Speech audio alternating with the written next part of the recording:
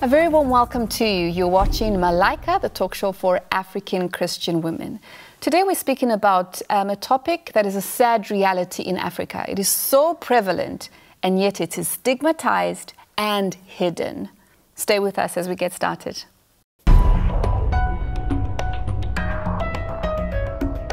The topic today is mental illness. It is hidden behind a smile, behind a laugh, a giggle, hoping that no one will see you and no one will find out. But today we are talking about it. We are looking at the subject, and we being Mama Audrey. Welcome, Mama. Yes, very sensitive but very important topic to speak about. It is. And we've got a special guest for that. Yes, we do. We'll get right into that one. And we have Auntie Zodwa. Welcome, Auntie Zodwa. Thank you, Jackie. It's not one to laugh about. No. But I'm glad we're here to talk about it. Exactly. And, of course, Tatiana. I'll do my very best to behave, Jackie. Okay, I'll hold your word on that one. As this is very serious. Our very special guest is Dr. Damien. Welcome, Dr. Damien. Thank you so much for inviting me for such a special subject. Thank you so much for being with us. And viewers, to get us started and for facts that are true, we go to Tatiana's overview.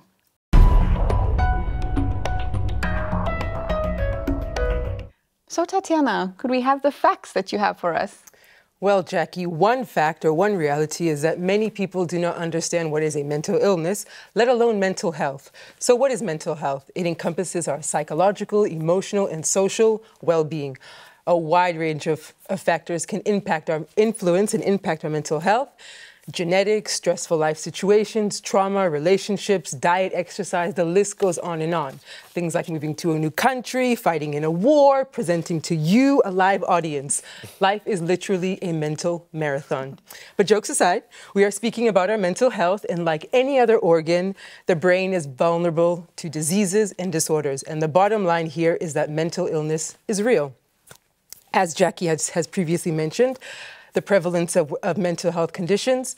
Well, over 1 billion people globally struggle with mental health issues, which represents 1 in 8 people. So if you're in a room, look around, there is most likely a person struggling somehow or somewhere, with anxiety and depression being the most prevalent. Across the African region, more than 116 million people were estimated to be living with mental health conditions. Health in general is poorly funded in Africa, let alone mental health. Many countries have no mental policies, programs, or action plans, and those who do devote less than 1% of their public health and budgets to mental health services. In sub-Saharan Africa, there is a significant shortage in mental health and professionals, with only 1 psychiatrist per 1 million people. Wow. But what does this actually translate to? So I did a little math here. In simpler terms, this means that a psychiatrist would need to see around 250 patients a day during a 12-hour workday, and would only be able to spend 2.88 minutes with each patient during their consultation, which is very unlikely to see 250 people in one day. They will have a mental illness after that if they could. Yeah. Well, they have, and they're leaving, they're going away with untreated, most likely. Yeah. And next, in Africa, many Christians rely on faith in their lives. This comes to no surprise to the Christian viewers. Their beliefs, practices, and community stigmas, however, play a big role in shaping their opinions and their approach towards mental health issues. So I'd like to highlight some of the common symptoms of mental illnesses and how they are perceived within Christian church communities, because that is why we are here today, to speak to Christian women. Negative thinking may be wrongly seen as a lack of faith or not trusting in God, or as incompatible with your faith. Feeling stress might be brushed off, and many Christians are simply told to stop worrying and get over it. Mm-hmm. Just stop stressing. Sorry? Just stop stressing. Exactly, if it was that easy. Withdrawal is a big one, which is isolating oneself from social interactions, is often misunderstood as backsliding or losing one's faith. Depression might be perceived as a loss of hope or faith. Panic attacks may be attributed to spiritual weakness or a lack of prayer, or in many cases, demonic influence. Being overly sensitive can be dismissed as an inability to handle life's challenges or simply as a character flaw. But for many, dealing with mental health issues is a real struggle. And these misconceptions and these falsehoods can create significant barriers for Christians and lead them to become isolated, to feel ashamed, to be misunderstood, but yet they desperately need professional help. So on this very optimistic note, Jackie, where do we go from here? On to the next segment. Thank you. We hope we'll get some optimism from Zodwa, but I doubt it at the moment. You never know. We'll never know. Okay, Auntie Zodwa, it's in your court now. Optimism? Well, optimism, I'm sorry you won't get it from me. Maybe from the doctor later, I'm sure as we continue we will, but not from the African perspective. She's actually quite correct about mental illness in Africa. The first thing, it's misunderstood, and many people don't want to admit that they have mental health issues. And so as a result, they isolate themselves, they don't deal with it, they don't seek help. And those who do seek help, there isn't really enough help. Yeah. Like she said, it's very true. What we've seen actually, especially for the really serious cases, they're taken to an institution, the family leaves them there, and they're left there. That's terrible. And that's what you see, because they don't understand what's going on. And also, like you are saying, it's a misconception. Is this person demon-possessed? What's wrong with them? Is it witchcraft? So there's a whole lot of thinking, which then isolates the person. And the poor person now has to deal with this on their own most of the times. So it's actually a very sad state. And the institutions are not well-funded. So it's not a pleasant place to be. You are just left, it's like just a dormitory, and you just left there. And what they do is they just keep them sedated to keep them calm, which is, it's not a life at all. But I think what I want to really pick up on, which I really feel is the key thing, is mental health and Christians. Because for Christians who go through it, there's a guilt. It's my lack of faith. Have I done something wrong? I've actually seen ladies in that situation, and you can see the desperation, but also there's a fear of even admitting that I have a problem, because what will the church say? What will people think if they know what I'm really going through? So for a Christian going through mental illness, it's actually a double dose compared to someone who's in the world, because there's now condemnation. I shouldn't be here, and it makes it very difficult. But I do have one story of a lady a Christian lady, who accepted her state, went and got professional help, was actually admitted in a clinic for a couple of months, and she got her medication. Now she's back at home, she takes her medications, she's well, she can help her kids, now she can live. But most Christians don't even take that first step to seek help. They'd rather just keep it to themselves. Dr. Damien, generally, what is mental health? Well, it's kind of complex, but mental health is a state of well-being psychologically and in your thoughts, in your work and in your emotions. And if something is disturbed in those areas and it's infringing your whole life, it could be labeled as a disease. But mental health is something that you can take care of, like by sleeping well, by exercising, eating well. But sometimes, even if you're very healthy, you can catch a flu. Even if you're healthy and you do everything that is needed, you can still have a mental illness. So it is very important to actually be aware that those diseases exist. And what I always say to my patients, you know, a mental illness is not in your head, it's in your brain. And it's a huge difference. That's a misconception. It's an organ problem. Yes. It's not a thought problem. Yes, yes, exactly. Thank you. Exactly. That's the a very stigma big, yeah. that people have. And Mama Audrey, over to you. Now that we have a general description of mental health, we'll go into the crux of it. Can a Christian have a mental illness? Definitely. This is what I was going to say about, obviously, the cases that Auntie Zods mentioned. These people feel condemned. They feel rejected. They feel, what did I do wrong? Yes. Because at the foundation, it's not accepted in general that a Christian should be sick mentally. Exactly. It's a stigma, and in fact, it's a misconception. It's a lack of knowledge. You know, even here in Mauritius, long ago, when we used to have cases of mental illness, even the elders of the church, they didn't understand that it could be a sickness that needed to be treated medically. They would pray for the person. And they would pray and it makes it worse because you are being prayed for and you are still the same and there's no improvement. Exactly. Okay, you try this time the apostle, or you try the prophet, or you try the teacher, and you are still sick. So as Auntie Zod says, what did I do? What's wrong with me? Why is God mad with me? I'm praying and I'm not being sick. Because you just need medicine. You don't need prayer. Yeah. It's fine for you to be prayed for, but you need medicine because it is something that's lacking or an excess or a problem somewhere, as Dr. Damien said, in your brain, and you need to be treated the same way that you need to be treated if you've got a headache, if you've got a problem in your stomach. It's a different organ, but it's still a medical issue. Exactly. And it needs to be dealt with medically. And unfortunately, maybe in the earlier days, maybe the Church of Acts, I don't think there were mental cases or depression, or it's not mentioned. But the more we go with the lifestyle, with the speed of things, you know, when I started working, I would write a letter to a supplier in England. It would take me a month before I get a reply.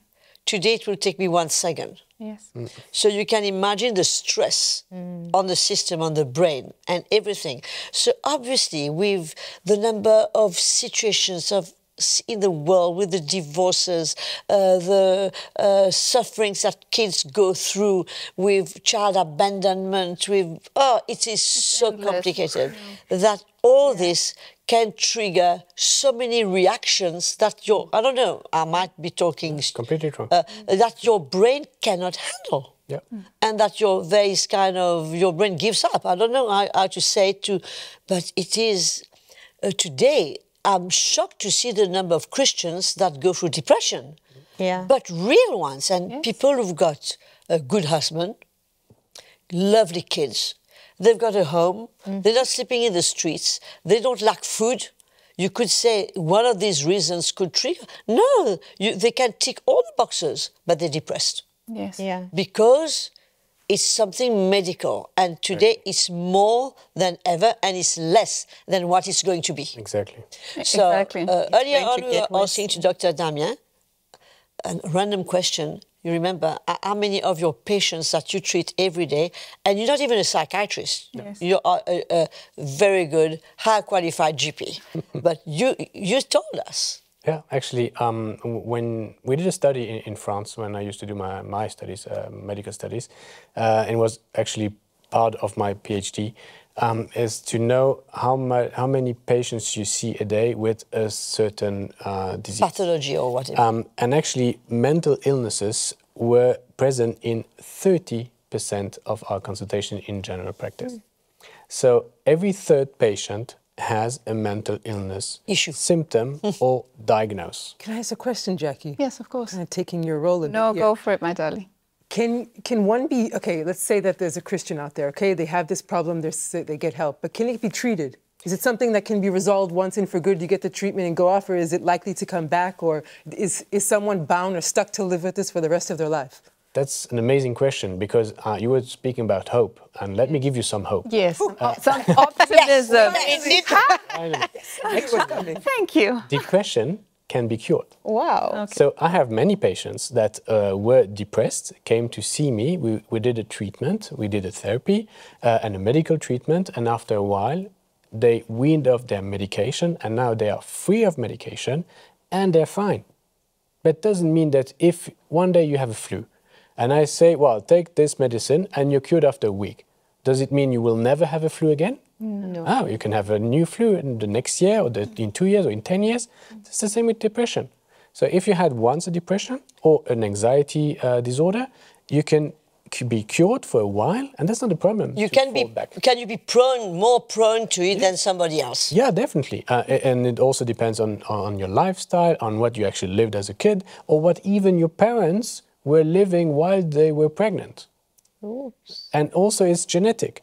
We know that when someone in the family has like a bipolar disorder, if the two parents have bipolar disorder, there's a chance that the child will have schizophrenia. Or if the two parents are depressed, the child could be bipolar. So you see, there's also a genetic pattern. And we also know that, even to go further, we know that most of the genes that code for obesity are actually genes of addiction, which is also a mental illness.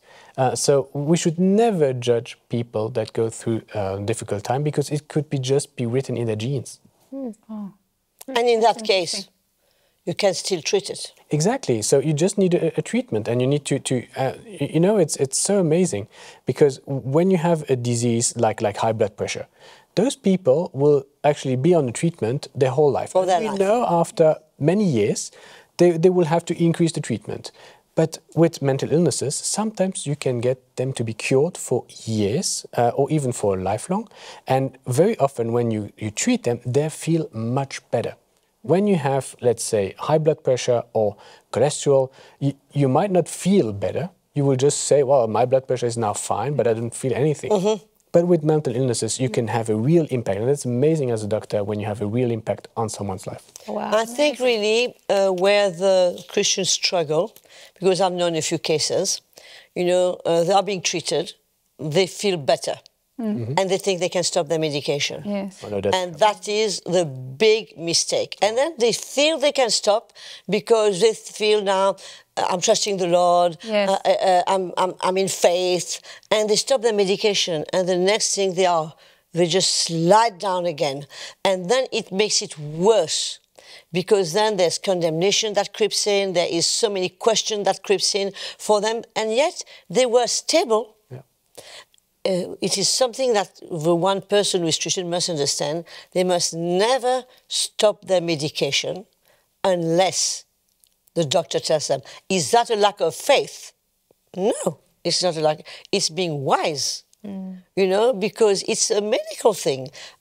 It's like, you know, if you can't see without glasses, yes. Don't be, because you're somebody of faith, you take your car, you go, you drive, and you leave your glasses behind. Is that a lack of faith? No, that is wisdom and reality. Yeah. And it's the same, I don't know, if I exactly. can, we cannot, is that a lack of faith? Can faith substantiate? Of course, the Lord can heal you. Mm-hmm. But until you are healed, you must keep on your medication, because it's important. Exactly. Dr. Damien. Thank you. Exactly. What do you say? Agreeing with that. But, you know, sometimes when I have some patients that come and see me and tell me, well, I feel much better now, I think I can stop my medicine, I always tell them, never stop alone. I can help you and guide you to wean you off the medicine, and then we'll discuss together. Are you really healed? Are you really better? Then, because when we wean someone off a medication, we go very slowly. And if you see a very slight relapse, as soon as you diminish the medicine, you must put it again. You could put it again, and that's not a problem. And you know, it is so important that people have the courage and the humility just to accept that sometimes they are not well. Because very often, you know, with the social media, with Instagram, TikTok or whatever, Facebook, you always have to show that you're fine, that you're beautiful. You have to smile. And But then you're not human. We are humans, and in our brain we have fear, we have anger, we have all of these feelings, and that's normal. And even dark thoughts are actually already in our brain. And if you always have to be fine, always to show that you're fine, you're just masking something. Yeah. And it's a theater, so just be true. And if you want to cry, it's okay. And if you feel sad, just say, I'm sad all day long. And maybe it's a disease, maybe it could be depression, or maybe everything makes you being anxious. Maybe it's an anxiety problem, and it can be treated. Because as a human being, you're allowed to be sometimes down, or you're allowed to be sometimes up, and it's okay. But Dr. Damien, when do you know that it's not just, I'm just down, I'm just up, and here I actually need to go and see a doctor? Where's the fine line to draw between the two? That's not easy at all. And very often we need actually the people around to also come sometimes in the consultation, because it might be your husband, your wife, your kids, your parents telling you, well, I think you have a problem, and just be open. You know, doctors are not here also to force a treatment on you, not at all. We always discuss do you really think that's a normal behavior? Or do you think that if you just burst out of anger every 5 minutes, that's something normal? I even had a patient, he came to me, he said, well, every time I hear my kid screaming, I just burst. And actually we found out he was in a burnout. So he was just working too much, and that's why his kid was making him so angry. So what would you do in a case like that? There's a treatment. You know, I can't give you the specifics of treatment, but you just need to follow up on the patient. And you know, something for people around, and something for people that are listening to us. You know, the first therapy that we can do to each other is what we call the supportive therapy. You know, how do you do that? I'll give you the that you can give us. I could the give prescription. Thank you. You just go clear and see handwriting, someone. please. No problem. It actually can help the church community as well, who has to face these people every day. Yes, Yeah. exactly. Just go and see someone and ask him, how are you? But genuinely. Not, How are you? If I see you, and go back. No, Yeah. how are you really? And if they tell you, well, I'm really struggling, I'm always sad. Okay, let's go and see someone else. And maybe you need a professional's help. Thank you was for that. simple. That's very easy. But you know, when you really and genuinely ask someone how he is, and you open the door for him to tell you that he's not well, you will, you know, as Be a doctor, surprised. Yeah. I always ask my patients, how are you? And I always do the joke, when, especially when kids come and see me. I said, oh, how are you? And say, oh, fine. So what are you doing here? Exactly. You shouldn't be fine. Go home. Go. You can pay the bill. I've talked to you. You can go home now. So that's why. And I genuinely ask, how are you? I want to know, because if you come and see me, there must be a problem. And sometimes you need to ask questions, and sometimes you need to dig a little bit deeper. But people should feel free and not feel judged when they say they're not fine. And I'll never judge a patient that struggles with addiction, struggles with bipolar, schizophrenia. Those are diseases. So I'm here just to help the disease. So can we say how many categories fit into mental illness? You mentioned bipolar, you mentioned schizophrenia, you mentioned depression. Is there many more? Oh yeah, there are so many. We could even categorize them in families of diseases. There are the addictions, there are the eating disorders, there are the thoughts disorder, there are the actually the communication disorders, and then we integrate also the spectrum of autism. Could we also integrate ADHD? And there's so many. So it's forever. It's wild. Oh, and we're discovering new diseases every day, because now with the society we have now, would you know, like 50 years ago, that being without your mobile phone would be a phobia. Exactly. We call it nomophobia. See, it's no mobile phone phobia. So it's a new disease. So probably in 5 years we have new diseases, new mental diseases, because we put so much pressure on our brain and so much pressure even on our emotions that we can't be completely sound every day. So and it's really a struggle for people nowadays just to live normally and quietly. I have a question, just a quick one. For those like family especially, are there certain symptoms that we should watch out for that are generally, especially where depression is concerned and mental health, what should we look out for? Yeah, if you see what we call a drastic change of mood, and just be very careful, especially with kids. Because very often we think, well, kids, they're fine. He's sad today, but it's okay tomorrow. But be careful. If you see that his eating pattern is completely changed, or if you see that he's not sleeping at night, or if you see that he's always like, he's withdrawing himself, he's always in his room and always not wanting to talk to anyone, always being sad, just be careful. And also for elderly people, you know, very often we diagnose what we call a cognitive impairment, like Alzheimer's and so on, but it's depression. Elderly people are very, very prompt to depression. And so when you see an elderly people that is actually asking 10 times the same question, it might not be Alzheimer's, it might be a depression. And even recently I had one of the patients, the family was there, oh, she has Alzheimer's, now we put her in a home. I said, no. I think she's a bit sad. So we started an antidepressant and she found her memory back. Wow. Wow. So, Shame. Yeah, it's tough. So even before putting somebody in an old age home, we should go and see a doctor. Have medical advice and make sure it's a good reason. Yeah, definitely. So that's why. But if you have a concern, just ask the question. Because if you see someone in your family and you see that he's different, just ask him the question. Are you fine? or are you struggling? And if he says yes, well, maybe we need some help. And you know, very often we want to help people, but we don't know how to. Exactly. And especially when it's people from the family, when we sometimes need someone like neutral or a third person to come and assess the problem. That's why the doctors are here for. That's why actually the health professionals are there, the psychologists, obviously trained psychologists. So maybe you're not the best person to treat it, but you're one of the best person to actually identify or start. Okay. Yeah. But what I think also is very important is that this embarrassment about feeling, accepting that you might be sick, is not so much in the world.